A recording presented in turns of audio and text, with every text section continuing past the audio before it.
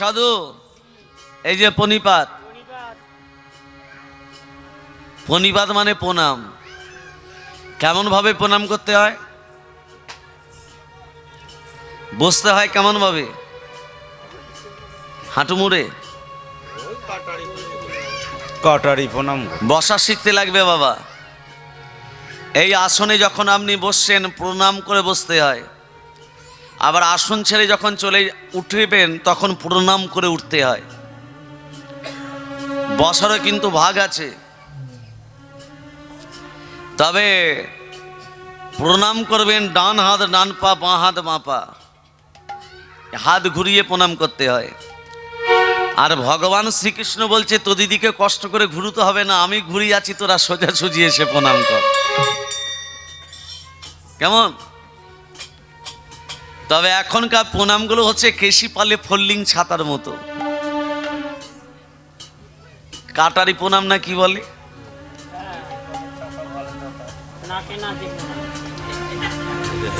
মানে এই আগুলি কাজ। ওরম ভাবে প্রণাম করবেন না, প্রণাম করবেন শ্রদ্ধা জ্ঞাপন করে প্রণাম করবেন। আরে আপনি যাকে প্রণাম করছেন শ্রদ্ধা ভক্তি দিয়ে জ্ঞাপন করে আপনি প্রণাম করছেন। আরে মায়ার সংসারে বাবা মাকে প্রণাম করলে আর কোনো দেবদেবীকে প্রণামের দরকার নেই। বাবা মাকে প্রণাম করো, সমস্ত দেবদেবীর কাছে প্রণাম পৌঁছে যাবে। আর বাবা মাকে যদি প্রণাম না করে তীর্থ তীর্থ ভ্রমণ করো, কোনো ফল হয় না রে জীব, কোনো ফল হয় না। কেউ আপন নয়, এই বন্ধু বলো, ভাই বলো, বোন বলো, কেউ আপন নয়। দু চার দিনের দেখাশোনা পথের পরিচয়। ভেবে দেখ মন, কেউ কারো নয়। আরে ভবে এসেছো, পৃথিবী ছেড়ে চলে যাবে, শুধু কর্ম পড়ে থাকবে রে জীব, আর কিছুই থাকবে না তো।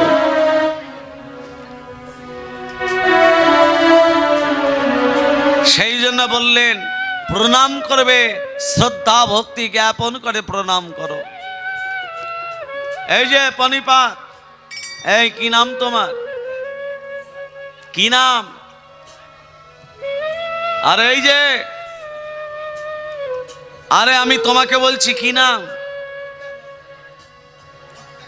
তোমাকে বলছি কি নাম? তোমার কি নাম? আরে আমি তোমাকে বলিনি, এখানে হনুমানকে বলছে।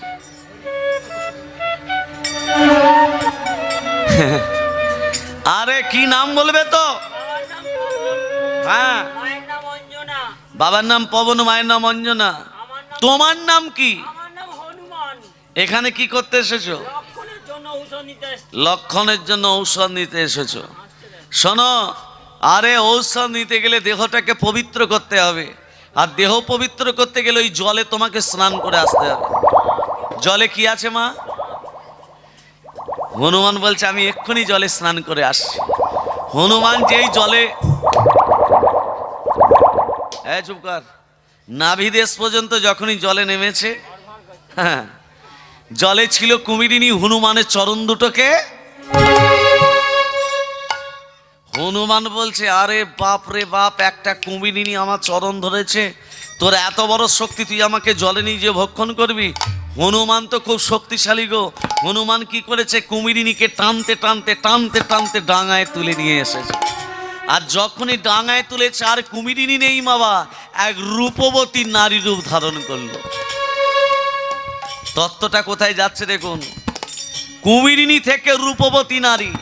হনুমান বলছে এই তুই ছিলি কুমিরিনী, হয়ে গেলে রূপবতী নারী, কে তুই?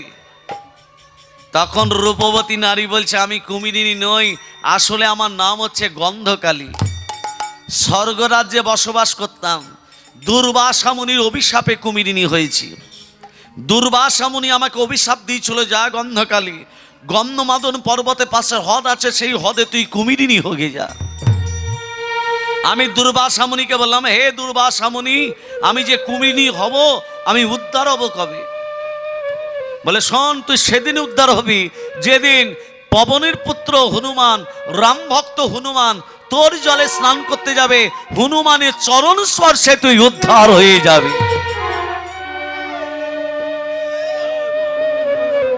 আরে হনুমান, তুমি এখানে এসেছো, তোমার চরণটাকে ধরেছি যাতে আমি নিজে উদ্ধার হয়ে যাই।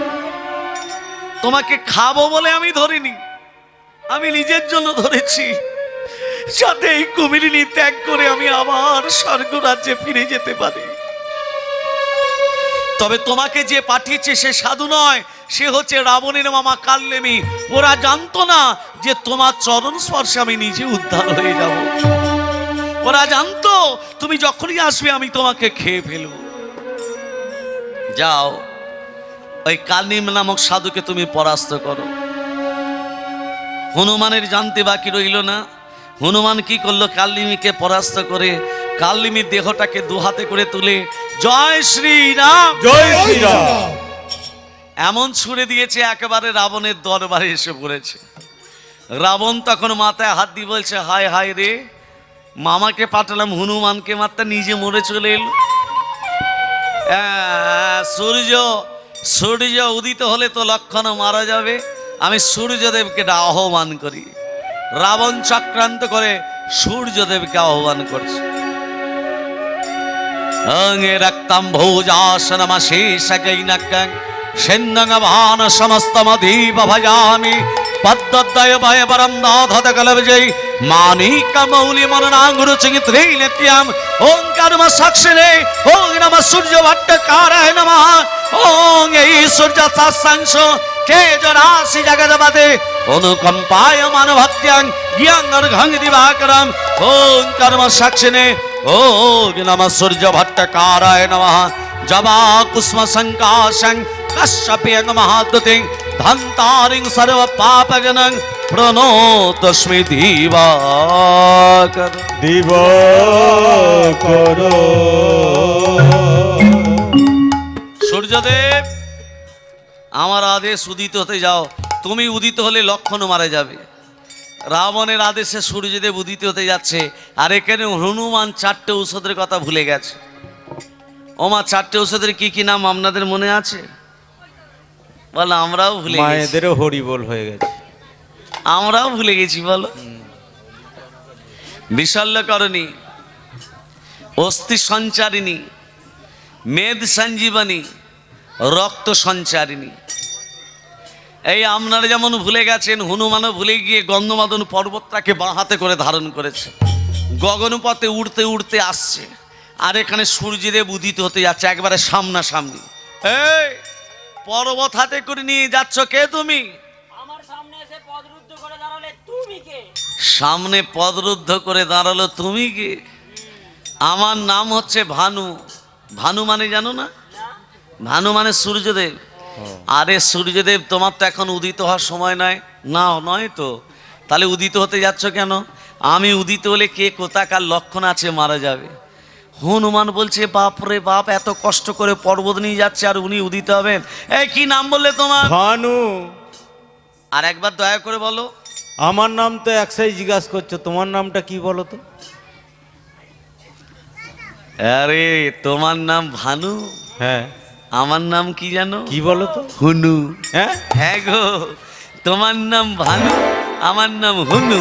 হুনু ভানু, ভানু হুনু, ভানু হুনু, হুনু ভানু। এই এত নামের মিল যখন, এ শুনে একটু বন্ধুত্ব পাঠিনি।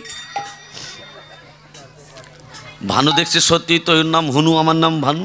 হুনু ভানু, ভানু হুনু, নামের মিল যখন, বন্ধুত্ব পাঠা দেখি দোষ। যেই ভানু হুনুকে আলিঙ্গন দিতে গেল, হনুমান কি করেছে, বগল দাবা দিয়ে ধরেছে। বেটা ছেলে, তুই উদিত হলে লক্ষণ মরবে, এখন তো তোকে ছাড়বো না। বলো রাম রাম রাম রাম রাম রাম রাম রাম রাম রাম রাম রাম রাম। বলো হৃদয় গৌর হরি বল, হরি বল, হরি বল। রাম রাম রাম রাম রাম রাম, বলো রাম রাম রাম রাম রাম রাম রাম, রাম রাম রাম রাম রাম, বলো না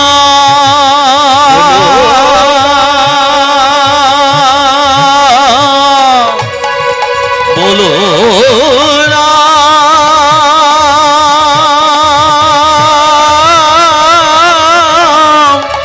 বলো না।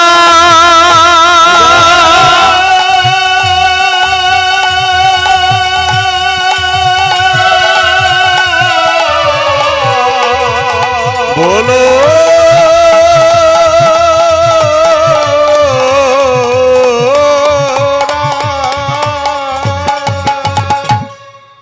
এই যে প্রভু অনেক কষ্ট করে ঔষধ নিয়ে এসেছি, এবার লক্ষণকে খাইয়ে দিন। রামচন্দ্র বলে বৈদ্যমশাই, বৈদ্যের কি নাম বলেছিলাম মা? সুসেন বৈদ্য। এবার ওষুধ খাইয়ে দিন। সুসেন বৈদ্য বলছে রাম ঔষধ তো পেলাম, অনুপান পাবো কোথায়? অনুপান বলতে এক স্তন রমণীর দুগ্ধ চাই। এক স্তন রমণীর দুগ্ধ? এই জগতে এক স্তন রমণী কে আছে যার একটি মাত্র স্তন? বলে একজন নেই, দুজন আছে। কে? রাবণের স্ত্রী মঞ্জোদরী, বালির স্ত্রী তারা। এরা দুজনেই এক স্তন রমণী। কি করে হলো? আবার তত্ত্বের ভেতরে যাই। ঋষিটার নাম হলো ময়দানব ঋষি। প্রতিদিন ভিক্ষা করতে যেতেন। ভিখারি অনেক রকম আছে, নেই? নেই বাবা। যেমন আমি একটা ভিখারি, আপনাদের এখানে ভিক্ষা করতে এসেছি। আমি ভিখারি নই, তবে অ্যারিস্টিকের ভিখারি, গাড়ি নিয়ে এসেছি তো। ময়দান ঋষি কেমন ভিখারি ছিলেন? প্রত্যেকের বাড়িতে চাল ডাল টাকা পয়সা ভিক্ষা করতেন না। কি ভিক্ষা করতেন? প্রত্যেকের বাড়িতে গিয়ে বলতো তোমরা একটু গাভীর দুগ্ধ দেবে, আমি আমার ভগবানের সেবা দেব। প্রত্যেকের বাড়ি থেকে দুগ্ধ সঞ্চয় করে দুধটাকে ফুটিয়ে যে ক্ষীর হয়, সে ক্ষীরটা ভগবানের সেবা দেয়। সেবা দিলে ময়দান ঋষি সেবা পায়। আহার বলতে ওই মহাপ্রসাদ। অনেক দুগ্ধ সঞ্চয় করেছে, বড় পাত্রেতে দুগ্ধ টকবক টকবক টকবক করে ফুটছে। ময়দান ঋষি মনে মনে ভাবছে এই দুগ্ধ ফুটে ক্ষীর হতে দেরি হবে। দেরি হবে না মা? এর মাঝখানে স্নানটা সেরে আস্তে করতেই দুগ্ধ ক্ষীর হয়ে যাবে, সেবা দিলে সেবা পাবো। এই মনে করে দুধকে ফুটতে দিয়ে স্নান করতে চলে গেছে। আর সেই সময় একটি সর্প একটি ভেগকে তাড়া করেছে খাবে বলে। সর্প মানে সাপ, ভেগ মানে ব্যাং। লাফাতে লাফাতে যাচ্ছে সর্প তার পিছনে। ব্যাং মনে মনে ভাবছে কোনো জল নেই যে সাপের হাত থেকে মুক্তি পাবো। ওই তো জল, গরম দুগ্ধ টকবক টকবক করে ফুটছে তো। ব্যাং ব্যাটা জল মনে করে যেই ডুবেছে, সঙ্গে সঙ্গে হরিবল। সাপ তখন বলছে ওরে ব্যাং, তুই জলটায় ডুব দিতে পারিস, আমি ডুব দিয়ে ধরতে পারি না? সাপও জল মনে করে সেও যখন ডুবেছে, সেও হরিবল। সাপ আর ব্যাং মরে ক্ষীর হয়ে বসে আছে। আর ময়দান ঋষি নারায়ণের নাম করতে করতে আসছে। আহা, হরে মোরারে মধু কৈত ভারে, গোপাল গোবিন্দ মুকুন্দ সোরে।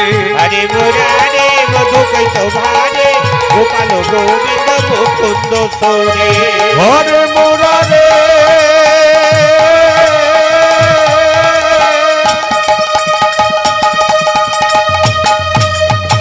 हरे मुरारे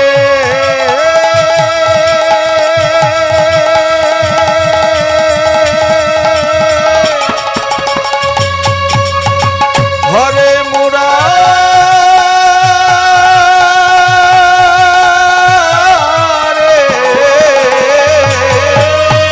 हरे मुरारे मधु कैत भारे, गोपाल गोविंद मुकुंद सोरे। हरे मुरारे मधु कैत भारे, गोपाल गोविंद मुकुंद सोरे। একই এই সাপ ব্যাং মেশনে ক্ষীর কেন? ঠাকুর তুমি একই করলে? কত কষ্ট করে ভিক্ষা করে তোমার সেবা দেবো বলে সাপ। ঠাকুর তুমি করিয়েছো, তাই হয়েছে। ভগবান যা করায় তাই তো হয়। এই সাপ ব্যাং মেশনে ক্ষীরটা আমি তোমার সামনে উৎসর্গ করব। একটা পাত্র করে সাপ ব্যাং মেশনে ক্ষীরটা নারায়ণের সামনে ধরে দিয়েছে। উৎসর্গ করতে গেলে কি চাই? গঙ্গা জল, তুলসী পত্র। তুলসী পত্র গঙ্গা জল নিয়ে যেই প্রবেশ করতে যাবে, দেখছে সাপ ব্যাং মেশনে ক্ষীর নেই, একটা কন্যা শিশু খেলা করছে। দৈবাবানী হচ্ছে ময়দানব। কি প্রভু? এই কন্যাকে তুমি প্রতিপালিত করো, আমার আদেশ। ভগবানের আদেশ মানতে বাধ্য। ময়দান ঋষি কন্যাকে ধীরে ধীরে ধীরে ধীরে বড় করলো। কন্যা যখন বড় হলো, বালি কি করলো? বাগদত্তা করলো কন্যাকে বিবাহ করব বলে। আর রাবণ পিপাসায় কাতর হয়ে ওই ময়দান ঋষির আশ্রমে গিয়ে বলেছিল আমি বড় তৃষ্ণার্ত, আমাকে একটু জল দেবে। যে বালির বাগদত্তা ময়দান ঋষির কন্যা, এক ভাণ্ড জল নিয়ে রাবণের সামনে যেই ধরেছে, রাবণ এনাও জল। জল পিপাসা তো দূরের কথা, রূপবতী দর্শন করে রাবণ বলছে, শোনো কন্যা, আমি তোমার রূপে মুগ্ধ, আমি তোমাকে বিবাহ করব। বলছে, আমি বালির বাগদত্তা, আমি তো আপনাকে বিবাহ করব না। কি রাবণের উপরে কথা? রাবণ একটা হাত ধরেছে, বালি একটা হাত ধরেছে। রাবণ বলছে আমি বিয়ে করব, বালি বলছে বাগদত্তা করেছি। টানাটানি চলছে, টানাটানি চলছে, টানাটানি চলছে, ঋষিগণের হাত ধরে টানাটানি চলছে, ঋষিগণের হাত ধরে টানাটানি চলছে, ঋষিগণের হাত ধরে টানাটানি চলছে, জয় গুরু হরি বল। ঋষিগণের হাত ধরে টানাটানি চলছে, টানাটানি চলছে, টানাটানি চলছে, টানাটানি চলছে। রাবণও শক্তিশালী, বালিও শক্তিশালী। দুজনে টানাটানি করতে করতে বক্ষ থেকে অর্ধেকটা রাবণের হাতে, অর্ধেকটা বালির হাতে। ময়দান ঋষি এসে বলছে, আমার কন্যার এরকম অবস্থা হলো কি করে? কে বলে, টানাটানি করতে করতেই তো অর্ধেকটা হয়ে গেছে। বলে, তোমাদের দুজনের ইচ্ছাই পূর্ণ হবে। কি করে? এক গন্ডুস জল নিয়ে দুটো দেহতে ছিটিয়ে দিল, দুটো দেহ ধারণ হয়ে গেল। এবার তত্ত্বটা দেখুন,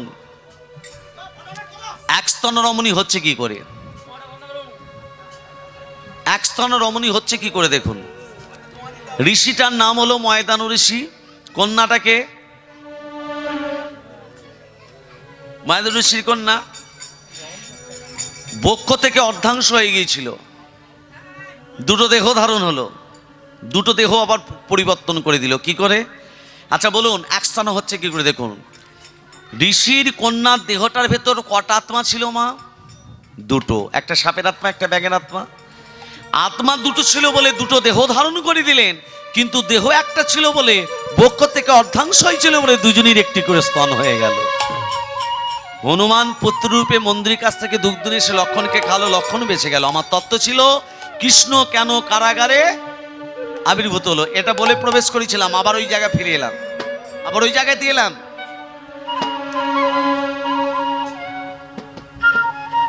কাল্লিমি যখন মৃত্যুবরণ করে মুখে কি নাম বলছিল? রাম রাম রাম। রামচন্দ্র বলল, কাল্লিমি মৃত্যুবরণ করার সই রাম রাম রাম রাম বলে মৃত্যুবরণ করলি।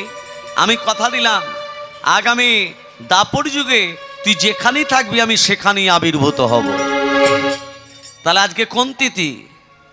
আজকে তিথির নাম কি? ওগো ভাদ্র অষ্টমী তিথি নক্ষত্র অষ্টমী তিথি নক্ষত্র রোহিণী, ভাদ্র অষ্টমী তিথি নক্ষত্র রোহিণী, তাহে শুভ সমযোগে গভীর আচ্ছা। রজনী। নিতাই গৌর হরি হরি বল। হরি হরি বল। ওগো ভাদ্র অষ্টমী তিথি নক্ষত্র রোহিণী, ভাদ্র অষ্টমী তিথি নক্ষত্র রোহিণী, তাহে শুভ সমযোগে গভীর রজনী, তাহে শুভ সমযোগে গভীর রজনী, জনমে লোভিল হরি ভুবার হরিতে, জন্ম লোভিল হরি ভুবন হরিতে, কংস কারাগারের দিনা দেবকীর গর্ভেতে, কংস কারাগারে বিনা দেবকীর গর্ভেতে, কৃষ্ণ এলো কারাগারে। কৃষ্ণ এলো কারাগারে। আচ্ছা, গতকালকে কি আছে? কি একাদশী? সবাই করেছেন তো?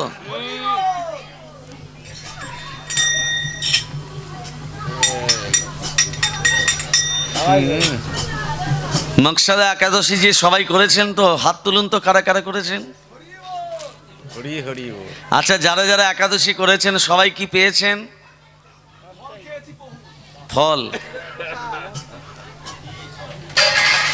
কবার ফল পেয়েছেন?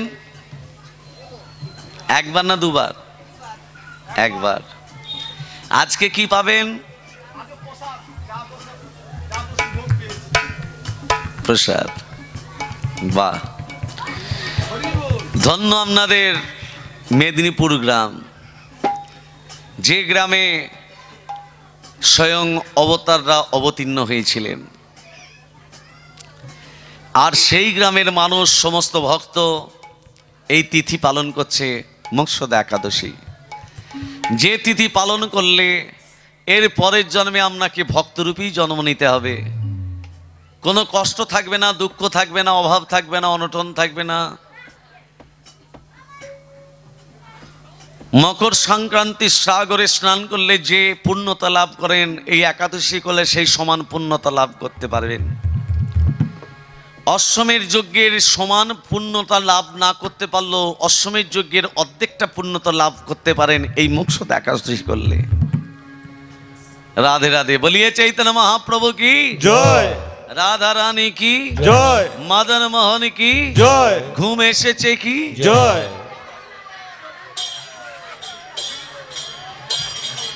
আরে বেটা বলে কি ঘুম এসেছে? ভক্তমণ্ডলী, ভক্তিমতী মা আজকে নিদ্রা দেবীকে বললো সবাইকে ঘুম পাড়িয়ে রাখো, আমি কারাগারে আবির্ভাব হব। নিদ্রা দেবী ঘুম আসে না বাবা। নিদ্রা স্বামীর নাম কি? কুম্ভকর্ণ। বলে না কুম্ভকর্ণর মতো ঘুমুচ্ছিস, ওঠ। কুম্ভকর্ণের স্ত্রী হলেন এই নিদ্রা। তা কুম্ভকর্ণকে প্রভু যখন মেরে দিলেন, নিদ্রা ছুটে এসে বলে, এই আমার স্বামীকে মারলে কেন? বেশ করেছি। বলে আমিও বেশ করব। কি করবি তুই নিদ্রা?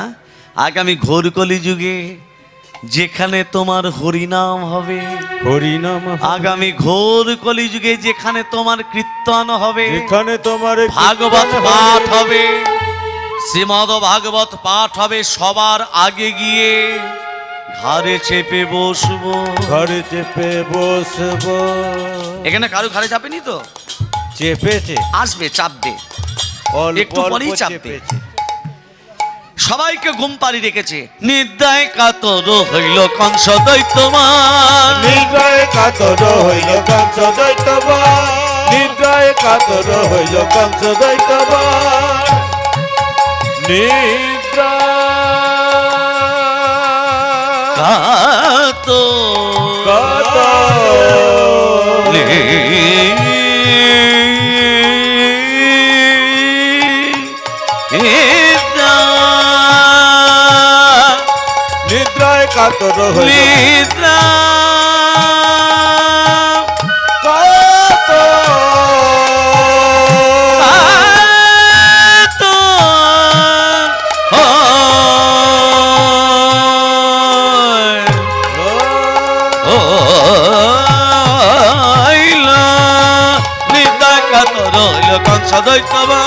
নিদ্রায় কাতর হইল অচৈতন্য হইল তারা চন্দ্রপালিক, অচৈতন্য হইল তারা চন্দ্রপালিক। সবাইকে ঘুম পাড়ি রেখেছে।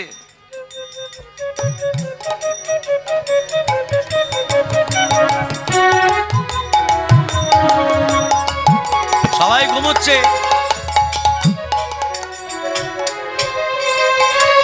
দেবকী ওঠো, উঠে দেখো। ওঠো না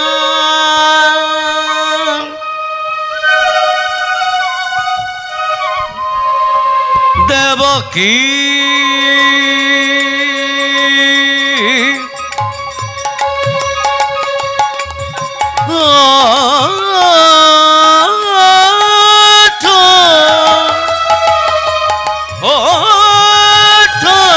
দেবকী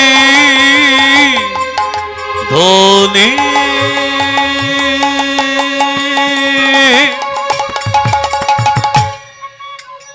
ওঠো গো দেবকী ধনী, দেখো গো চাহিয়া, ওঠো গো দেবকী ধনী, দেখো গো চাহিয়া।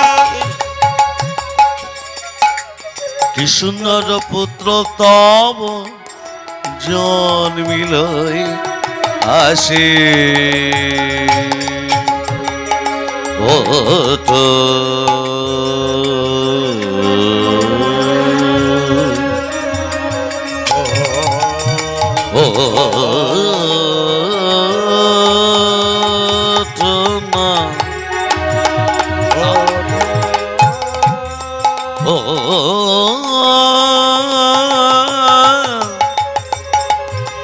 ওঠো না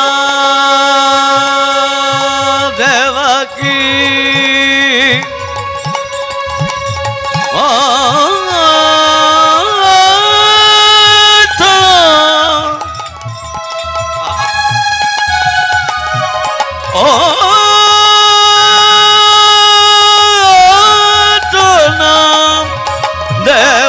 কি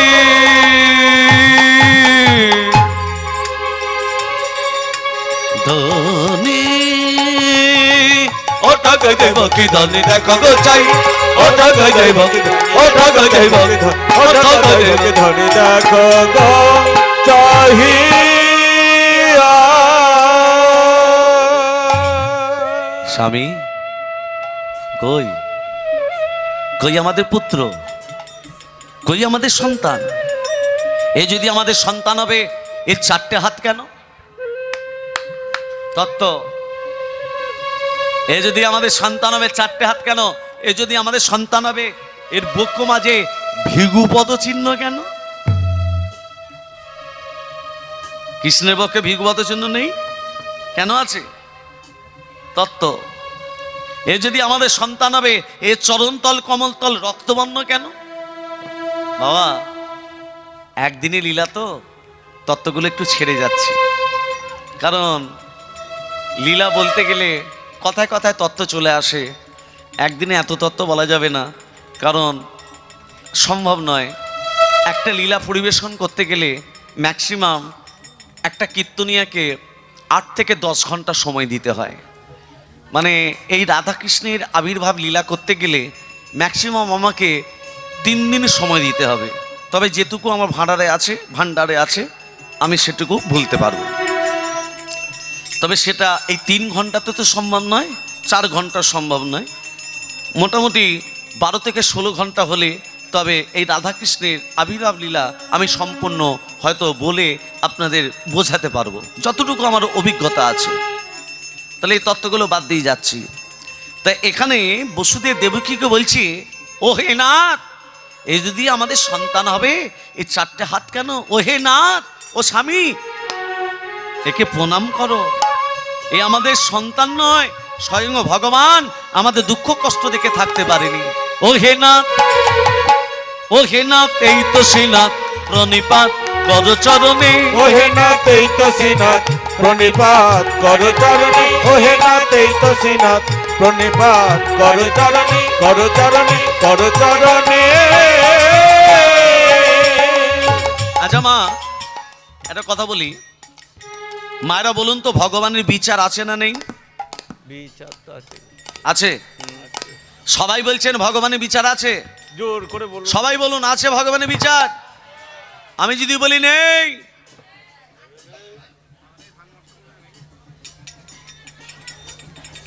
কেন নেই জানেন? কথাটা খুলে বলি।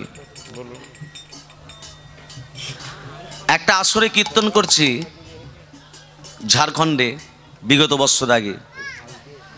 আসর দিয়েছিল রাত 12টা থেকে 3টে পর্যন্ত। 3টে পর্যন্ত কীর্তন করে বাসার ভেতরে প্রবেশ করেছি, ভোর 3টে। আর আপনাদের থেকে একটা বড় ভক্ত, আপনারা কি ভক্ত বসে আছেন, আপনাদের থেকে একটা বড় ভক্ত ভোর 4টের সময় এসেছে। আপনাদের থেকে বড় ভক্ত ভোর 4টের সময়।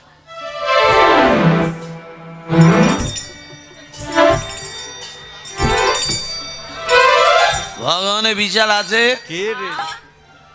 ভগবানের বিচার আছে। হ্যাঁ নেই, ভগবানের বিচার নেই। আজ কেন বললেন ভগবানের বিচার নেই? আম গাছ দেখেছো? আম গাছ দেখেছো? হ্যাঁ আম গাছ দেখেছি। ঠিক ঠিক ঠিক। কত বড় আম গাছ হয়? আমি অনেক বড়। ঠিক ঠিক। আম গাছ বড়, ফলটা কত বড়? আছি ছোট ছোট। আম গাছ বড়, ফলটা ছোট ছোট। আর একটা কুমড়ো গাছ লতি লতি যায়, লতি লতি যায়, লতি লতি যায়, তার ফলটা কত বড়? তাহলে ভগবানের বিচার আছে। এবার কি উত্তর দেবেন দিন? মাতাল হলে কি হবে? তাহলে তো ঠিক বলছে আম গাছ বড়, ফল ছোট ছোট, আর কুমড়ো গাছ লতি লতি যায়, তার ফলটা কেন বড়? আমি বললাম ভগবান যা করে ভক্তের ভালোর জন্য করে। বলে বেটা কীর্তনিয়া হয়েছে বটে। চলে গেল। সকাল 7টা যখন বাজছে সেই ভক্ত আবার এসেছে, এসে বলছে দাদা ভগবানের বিচার আছে। কি করে? বলে দেখুন একটু খেয়েছিলাম তো, ঘরে গেলে কেউ যদি বকাবকি করে, রাস্তার ধারে একটা অনেক বড় আম গাছ পড়ে, ওই আম গাছের তলায় বসে থাকতে থাকতে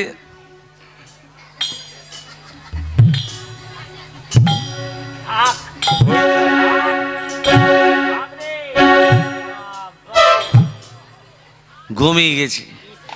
আর ওই আম গাছ থেকে একটি আম খসে আমার নাকের উপরে এসে পড়ল। যখনই আমটা নাকে পড়েছে সঙ্গে সঙ্গে ঘুমটা ভেঙে গেছে। তখন আমি মনে মনে ভাবলাম ভগবানের বিচার আছে। কি করে? ওই কুমড়ো গাছের মতো অত বড় বড় ফল যদি আম গাছে ধরতো কি হতো? একবারে হরিব খেতো হয়ে যেত। তাহলে ভগবানের বিচার আছে না নেই?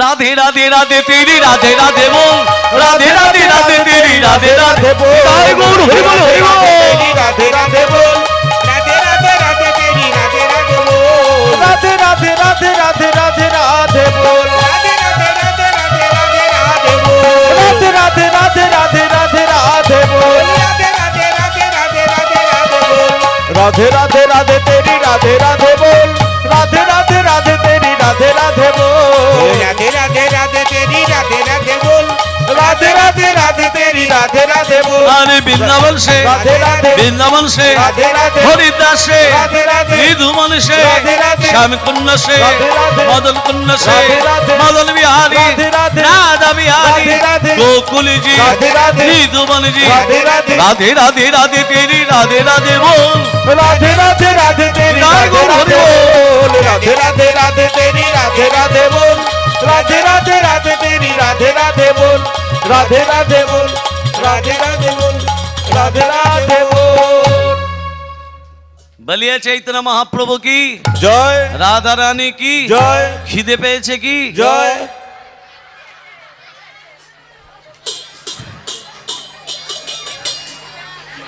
আয় দেখুন, দেবকী বসুদেব আজকে তাহলে ভগবান শ্রীকৃষ্ণ বলছে, ও হে নাথ, এ স্বামী একে প্রণিপাত প্রণাম করো, তব চরণে চরণে প্রণাম করো। যখনই দেবকী বসুদেব প্রণাম করতে গেছে ছেলেকে, ছেলে তখন বলছে মা। কে? মা বাবা বলে কে ডাকলো? মা বাবা যদি ছেলেকে প্রণাম করে ছেলের যে অমঙ্গল হয়। মা, তুই কি আমাদের ছেলে?